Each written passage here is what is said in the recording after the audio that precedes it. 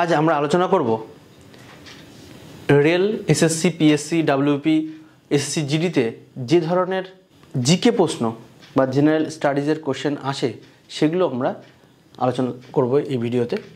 বিশেষ করে mix type GK যে সিরিজটা আমরা চালাচ্ছিলাম তার পরবর্তী পর্ব আজ আলোচিত হবে। মিক্স টাইপ জিকে, চলো প্রথম প্রশ্ন দেখা যাক। প্রথম প্রশ্ন আছে, নিম্নের কে ভারতীয় রিজার্ভ ব্যাংকের প্রথম ভারতীয় গভর্নর ছিলেন?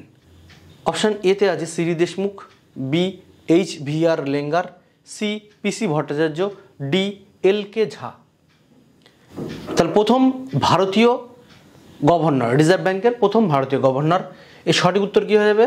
সঠিক উত্তর হয়ে যাবে অপশান এ সি.ডি. দেশমুখ। ঠিক আছে, সি.ডি. দেশমুখ হচ্ছে প্রথম ভারতীয় রিজার্ভ ব্যাংকের গভর্নর। এই যে রিজার্ভ ব্যাংক অফ ইন্ডিয়া, একে শর্টে বলা হয় কি আরবিআই। আরবিআই কত সালে তৈরি হয়? 1935 সালে গঠিত হয় এবং এটা জাতীয়করণ হয় কত সালে? 1949 সালে। ঠিক আছে, সিরি দেশমুখকে আমরা দেখে নেব। এই সিরি দেশমুখের প্রকৃত নাম বা পুরো নাম ছিল কি? চিন্তামন দ্বারকানাথ দেশমুখ। ঠিক আছে, আচ্ছা, আরবিআইয়ের প্রথম গভর্নর কে ছিল? মানে রিজার্ভ ব্যাংক অফ ইন্ডিয়ার প্রথম গভর্নর কে ছিল?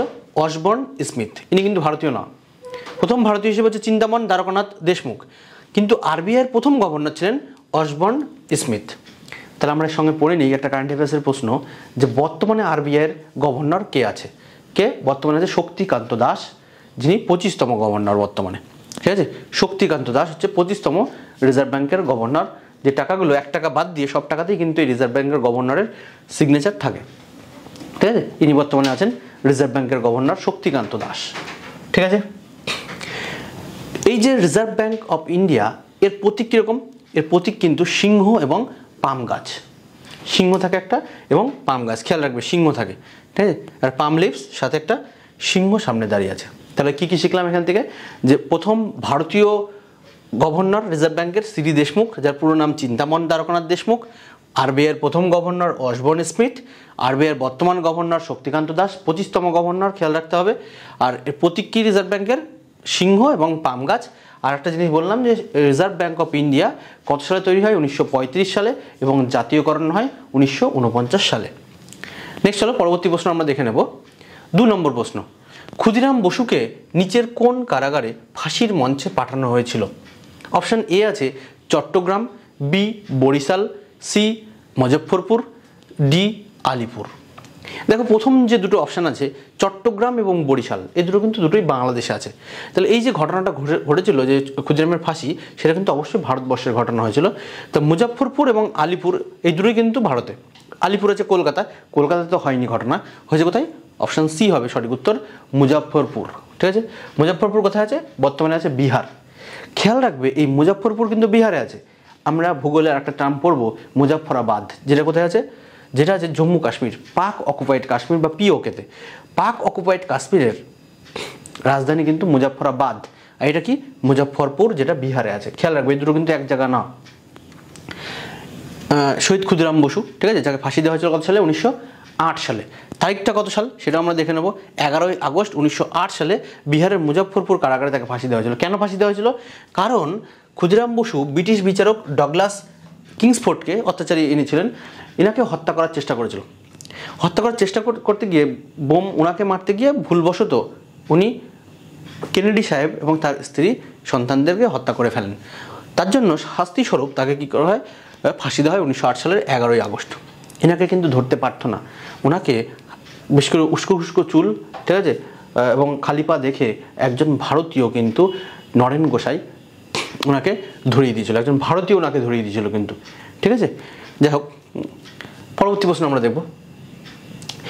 3 নম্বর প্রশ্ন, কোন বিখ্যাত ব্যক্তিত্ব আধুনিক ইতিহাসের চরমপন্থী নেতা ছিলেন? পি.এম. মেহতা, এ.ও. হিউম মানে Allan Octavian Hume, Gopalkrishna Gokhale, Balgangadhar Tilak. তাহলে ভারতীয় ইতিহাসে চরমপন্থী নেতাকে, সঠিক উত্তর হয়ে যাবে অবশ্যই অপশান ডি বালগঙ্গাধর তিলক, এটা হবে সঠিক উত্তর। ঠিক আছে, এই সম্পর্কে আমরা কয়েকটা তথ্য আরও জেনে নিই। বালগঙ্গাধর তিলক, ইনি বালগঙ্গাধর তিলক, ঠিক আছে, এনার প্রচুর লিখিত বইপত্র আছে, আমরা পড়বো সেই সব। আচ্ছা, এই বালগঙ্গাধর তিলক লোকমান্য তিলক নামে পরিচিত এবং ইনি কিন্তু ভারতীয় অস্থিরতার জনক নামেও পরিচিত। তাহলে লোকমান্য তিলক কাকে বলা হয়? লোকমান্য তিলক, বালগঙ্গাধর তিলককে, এবং ভারতীয় অস্থিরতার জনক লোকমান্য তিলক। এজন্য গান্ধীজি এনাকে আধুনিক ভারতের নির্মাতা বলে অভিহিত করেছেন। কাকে? বালগঙ্গাধর তিলক সম্পর্কে আলোচনা হচ্ছে, ওনাকেই বলা হয়েছে। আচ্ছা, 1907 সালে সুরাট অধিবেশন হয় কংগ্রেসের, যেখানে কংগ্রেস দুটি ভাগে বিভক্ত হয়ে যায়, একটি নরমপন্থী আর একটি চরমপন্থী। তাহলে এই বালগঙ্গাধর তিলক কিন্তু অবশ্যই চরমপন্থী দলের নেতা ছিলেন। ঠিক আছে, তাহলে এই নরমপন্থী এবং চরমপন্থী যে ভাগ হলো 1907 সালে সুরাট ভাঙনের মাধ্যমে, এই নরমপন্থী নেতা কারা এবং চরমপন্থী নেতা কারা সেগুলো আমাদের একটু মুখস্থ এবং মনে রাখতে হবে। নরমপন্থী নেতা কারা আছে? সেটা হচ্ছে মদন মোহন মালব্য এবং এম.জি. রানাডে, গোপাল কৃষ্ণ গোখলে, দাদাভাই নৌরোজি, সুরেন্দ্রনাথ ব্যানার্জি বা সুরেন্দ্রনাথ বন্দ্যোপাধ্যায়। চরমপন্থী নেতা কারা আছে? লালা রাজপত রায়, বালগঙ্গাধর তিলক, বিপিনচন্দ্র পাল, অরবিন্দ ঘোষ, রাজনারায়ণ বসু, এ.কে. দত্ত, এরা ছিলেন কারা? চরমপন্থী নেতা। ঠিক, নেক্সট চলো পরবর্তী আমরা প্রশ্ন দেখে নেব। 4 নম্বর প্রশ্ন, বিখ্যাত প্লেব্যাক গায়ক কিশোর কুমার 1929 সালে জন্মগ্রহণ করেন। কোথায় জন্মগ্রহণ করেন? ভোপাল, কলকাতা, দিল্লি, খান্ডোয়া। খেয়াল রাখতে হবে, কিশোর কুমার কিন্তু বাংলাতে বহু গান গাইলেও উনি কিন্তু বাঙালি নন, বা উনি কিন্তু বাংলায় বা কলকাতায় জন্মগ্রহণ করেননি, এটা কিন্তু মাথায় রাখতে হবে। ঠিক আছে, দিল্লিতে হবে না, তাহলে ভোপাল অথবা খান্ডোয়া। ভোপাল কোথাকার কার রাজধানী? মধ্যপ্রদেশের রাজধানী কিন্তু ভোপাল, কিন্তু ওনার জন্মগ্রহণ হয়েছে কোথায়? খান্ডোয়া। খান্ডোয়া কোথায় আছে? এটা মধ্যপ্রদেশের একটা জায়গা। ঠিক আছে, সঠিক উত্তর হয়ে যাবে কি? অপশান ডিটা হবে সঠিক উত্তর। ঠিক আছে, যে কিশোর কুমারের জন্ম হয়েছে কোথায়? খান্ডোয়া, মধ্যপ্রদেশে। ঠিক আছে, তিনি বেশ কিছু সম্মানে পুরস্কৃত হয়েছিলেন, সেই পুরস্কারগুলো আমাদের কিছুটা মনে রাখতে হবে। কি কি পুরস্কার পেয়েছেন?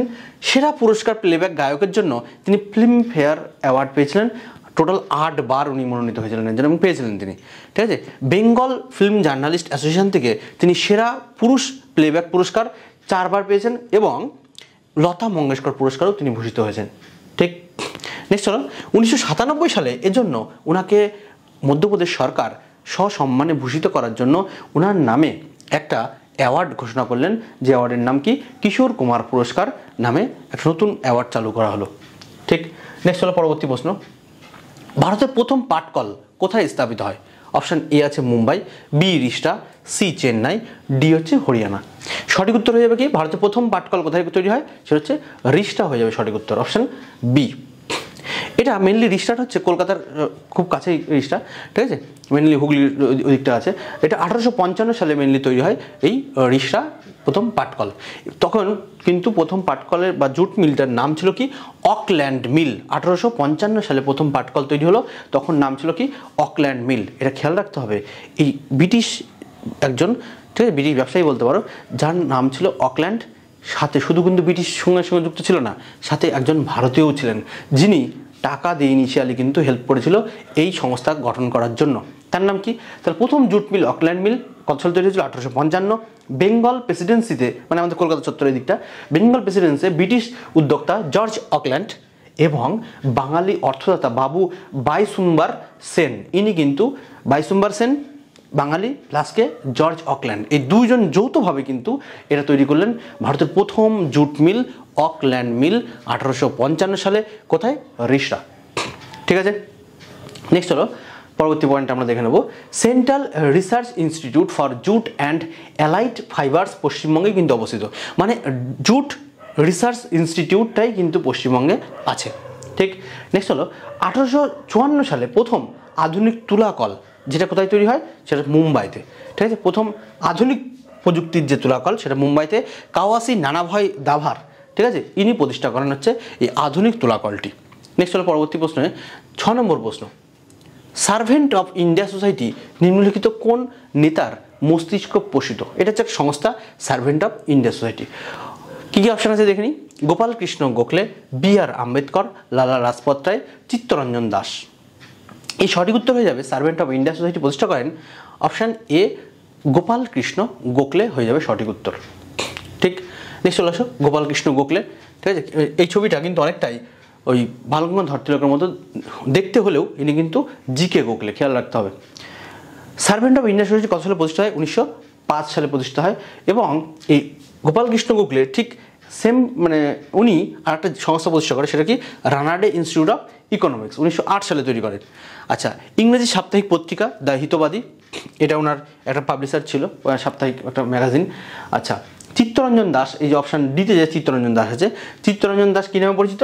দেশবন্ধু নামে পরিচিত। খেয়াল রাখবে, দেশবন্ধু, ঠিক আছে। বঙ্গবন্ধু কিন্তু আলাদা, বঙ্গবন্ধুকে শেখ মুজিবুর বঙ্গবন্ধু, আর ইনি কি দেশবন্ধু। আচ্ছা, এই যে কলকাতা কর্পোরেশনের প্রথম মেয়র ছিলেন কিন্তু চিত্তরঞ্জন দাস, এবং চিত্তরঞ্জন দাস কি প্রতিষ্ঠা করেন? স্বরাজ্য দল, ঠিক আছে। 1923 সালের 1 জানুয়ারি প্রতিষ্ঠা করেন স্বরাজ্য দল, চিত্তরঞ্জন দাস এবং মতিলাল নেহরু, জওয়াহরলাল নেহরুর বাবা, ঠিক আছে। এই দুজন মিলে প্রতিষ্ঠা করেন কি? স্বরাজ্য দল। পরবর্তী দেখে নেব বি.আর. আম্বেদকর আছে অপশন বিতে। বি.আর. আম্বেদকর কী করলেন?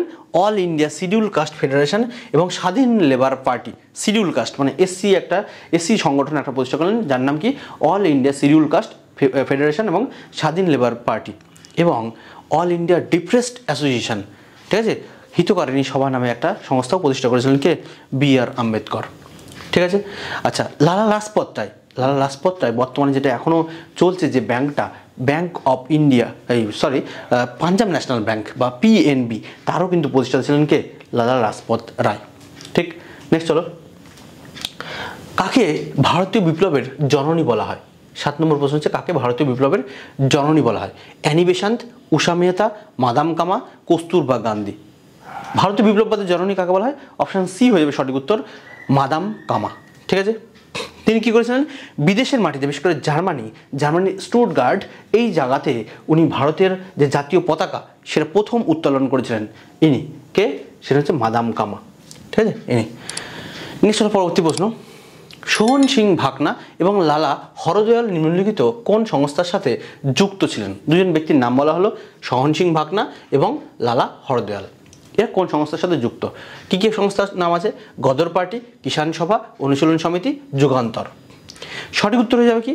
সঠিক উত্তর হয়ে যাবে অপশান এ হয়ে যাবে সঠিক উত্তর, গদর পার্টি বা গদর দল, ঠিক আছে। এই যে গদর পার্টি বা গদর দল, এটা কত সালে তৈরি হয়? 1913 সালে, যে সালে রবীন্দ্রনাথ নোবেল পায়, ঠিক আছে। এবং ভারতবর্ষের প্রথম সাইলেন্ট মুভি বা নির্বাক চলচ্চিত্র কিন্তু 1913 সাল, ঠিক আছে। তাহলে গদর পার্টি সান ফ্রান্সিসকোতে, যেটা মার্কিন যুক্তরাষ্ট্র আছে আমেরিকার, 15 জুলাই 1913 সালে প্রতিষ্ঠিত হয়, ঠিক আছে। কে প্রতিষ্ঠা করলেন? সোহন সিং ভাকনা এবং লালা হরদয়াল। এবং এই সংস্থাটার একটা মুখবন্ধ বা একটা মাসিক ম্যাগাজিন ছিল, যার নামও কিন্তু এই গদর পার্টির মাসিক ম্যাগাজিনের নাম কি? গদর, ঠিক। গদর কথার অর্থ কি? বিপ্লব। আচ্ছা, অপশান বিতে ছিল কিষাণ সভা বা এর পুরো নাম যদি বলি, অখিল ভারত কিষাণ সভা, যেটা 1936 সালে লখনৌতে সহজানন্দ সরস্বতী এর প্রতিষ্ঠা করেন, এবং প্রথম সভাপতি কে ছিলেন? সহজানন্দ সরস্বতী ছিলেন কিষাণ সভার প্রথম সভাপতি। নেক্সট হলো অনুশীলন সমিতি।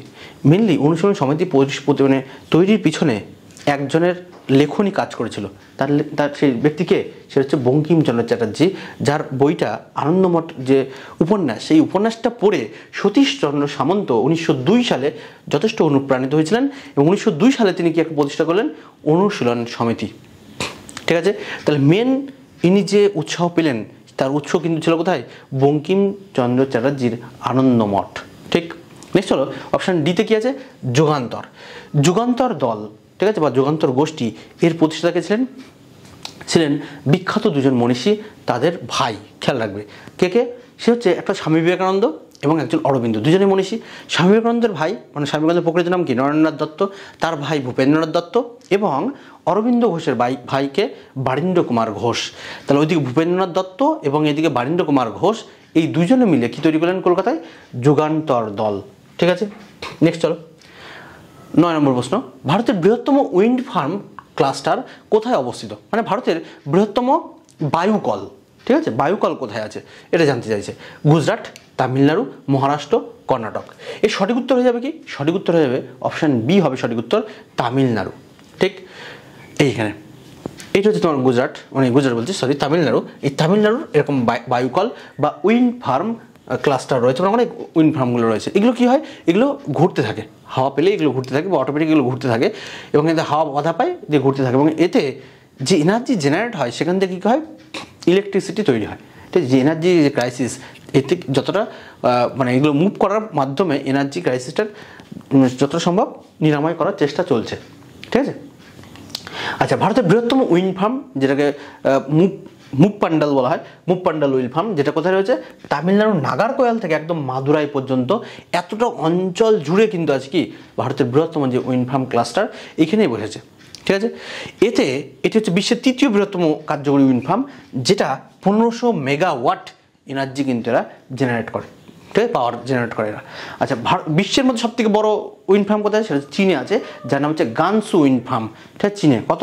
7965 মেগাওয়াট পাওয়ার জেনারেট করে এরা, চীন, ঠিক আছে। নেক্সট হলো 10 নম্বর প্রশ্ন, নিচের কোন বাঁধটি কৃষ্ণা নদীর উপর নির্মিত? অপশন এ আছে Nagarjuna, B tehari, C ভাকরানাঙ্গল, D হচ্ছে হীরাকুদ, ঠিক আছে। কৃষ্ণা নদীর উপরে, কৃষ্ণাকে যদি আমরা ইংলিশে লিখি তাহলে আমরা কি হয় গো? কৃষ্ণা, অর্থাৎ কৃষ্ণ থেকে এসেছে না? তাহলে কৃষ্ণর বন্ধু কে ছিল? বন্ধু বা ফ্রেন্ড, ঠিক আছে, বা ওর সাথী কে ছিল? অর্জুন। তাহলে কৃষ্ণা নদীর উপরে অবশ্যই যেটা হবে, যার নামের মধ্যে অর্জুন লেখা আছে। দেখো তো এটা সন্ধি বিচ্ছেদ করো তো, নাগার্জুনকে, নাগ প্লাস অর্জুন, তাহলে এর মধ্যে অর্জুনটা লুকে আছে, তাহলে অবশ্যই কৃষ্ণা নদীর পরে অবশ্যই অর্জুনটাই হবে, কারণ কৃষ্ণের বন্ধুই তো অর্জুন। অন্যগুলো কিন্তু আমরা তাকাবোই না, কারণ অন্যগুলো তো আমরা পরীক্ষার সময় গুলিয়ে যাই। তাহলে কৃষ্ণা নদী মানেই হবে কি নাগার্জুন সাগর ড্যাম, ঠিক আছে, নাগার্জুন সাগর। এটা আছে কোথায়? এটা একটু দেখে নিই আমরা, এখানে আমরা ছবি দেখবো। এর হচ্ছে তোমার সেই নাগার্জুন সাগর ড্যাম, ঠিক আছে, বাঁধ দেওয়া আছে। এটা কৃষ্ণা নদীর উপর বাঁধ, এবং এটি মেনলি অন্ধ্রপ্রদেশ এবং তেলেঙ্গানা এর বর্ডার অঞ্চলে এটা আছে, ঠিক আছে। নেক্সট হলো পরবর্তী 11 নম্বর প্রশ্ন, নিচের কোনটি পৃথিবীর সর্বোচ্চ নৌযানযোগ্য হ্রদ? মধ্যে কথা হচ্ছে পৃথিবীর সর্বোচ্চ হ্রদের নাম কি? এটা হচ্ছে যেখানে নৌ চলাচল করতে পারে, এই হচ্ছে প্রশ্ন। অপশানটা কি আছে? হুরন, টিটিকাকা, সুপিরিয়র, কোমো। ভালো করে খেয়াল রাখো, সঠিক উত্তর কিন্তু টিটিকাকা হয়ে যাবে, এবং মনে রাখাও একদম ট্রিকি এবং একদমই সোজা। পৃথিবীর সর্বোচ্চ হ্রদ বা নৌযানযোগ্য হ্রদ, পৃথিবীর সর্বোচ্চ উঁচুতে। তুমি দেখো তোমার বাড়িতে তুমি যেখানে থাকছো সেখানে টিটিকাকার মধ্যে টিকটিকির সঙ্গে মিল আছে না? এই টিকটিকি থাকে কোথায়? মাটির নিচে, মানে একদম নিচে নিচে ঘুরে বেড়ায়, নাকি উঁচুতে ঘোরে? দেয়ালের উপরে না নিচে? অবশ্যই উপরে ঘোরে। তাহলে উপরে মানে উঁচু, তাহলে পৃথিবীর সর্বোচ্চ উঁচু হ্রদ যেটা হবে অবশ্যই টিটিকাকা হবে, বা টিকটিকির সঙ্গে মিল আছে, ঠিক আছে। তাহলে আশা করি ভুল হবে না। নেক্সট হলো, তাহলে সঠিক উত্তর হলো কি বি। সমুদ্রপৃষ্ঠ থেকে প্রায় 3810 মিটার উপরে অবস্থিত এই হ্রদটা, যেটা পশ্চিমে আছে পেরু এবং পূর্বে আছে বলিভিয়া, এর মধ্যে আছে কি এই টিটিকাকা হ্রদটা, ঠিক আছে। এছাড়া লেক সুপিরিয়র, এই যে সুপিরিয়র, এটা অবশ্যই বিশ্বের মিষ্টি জলের হ্রদ কিন্তু সবথেকে বড় এইটা, লেক সুপিরিয়র। সুপিরিয়র মানে কি? সবথেকে ভালো, ঠিক আছে। সুপ্রিম, সুপিরিয়র, এগুলো সবথেকে ভালো। জুনিয়র, সিনিয়র আমরা পড়ি না? তাহলে সুপিরিয়র হচ্ছে সবথেকে ভালো, তাহলে ভালো মানে সবথেকে মিষ্টি, তাহলে বিশ্বের সবথেকে মিষ্টি জলের হ্রদ কী হবে? অবশ্যই সুপিরিয়র। আছে কোথায়? আমেরিকা, উত্তর আমেরিকা বিশেষ করে, ঠিক আছে। আচ্ছা, অপশন এ ছিল হুরন। হুরন কোথায় আছে? এটা উত্তর আমেরিকাতে আছে, এবং এটা দ্বিতীয় বৃহত্তম হ্রদ ওই উত্তর আমেরিকার। এছাড়া এইখানে বেশ কয়েকটা হ্রদ কিন্তু পঞ্চম হ্রদ রয়েছে, সেই হ্রদগুলো আমরা একটু পড়ে নেব। কী বললাম? লেক সুপিরিয়র, হুরন, মিচিগান এবং অন্টারিও, পরপর এই হ্রদগুলো কিন্তু আমেরিকার ওখানে আছে। নেক্সট হলো কোমো।